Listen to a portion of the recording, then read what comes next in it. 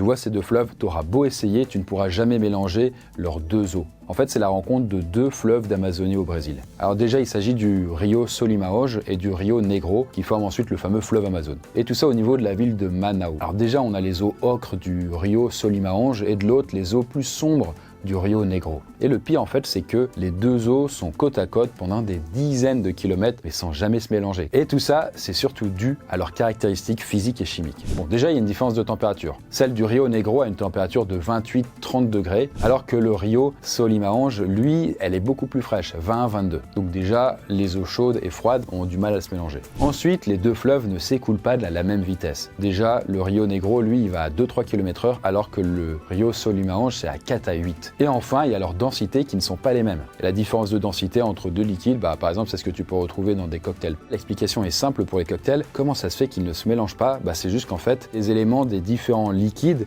sont plus ou moins lourds. Les liquides très sucrés comme les sirops, ils sont plus denses et ils vont rester au fond du verre. Alors que les jus de fruits, eux, ils sont moins denses, ils sont plus légers, en gros, ils vont rester au milieu. Et enfin, les alcools, eux, ils sont plus légers que l'eau, ils vont alors rester à la surface. Et bien là, pour nos deux fleuves, c'est la même chose. Le Rio Negro, celui-là qui est sombre, il est chargé en matière organique et donc son eau, en fait, elle est moins lourde. Alors que si je prenais l'eau du Solimões, il y a plein de particules rocheuses dedans, donc en fait, elle est plus lourde. Bref, tout ça fait que les deux eaux de ces fleuves ne se mélangent pas.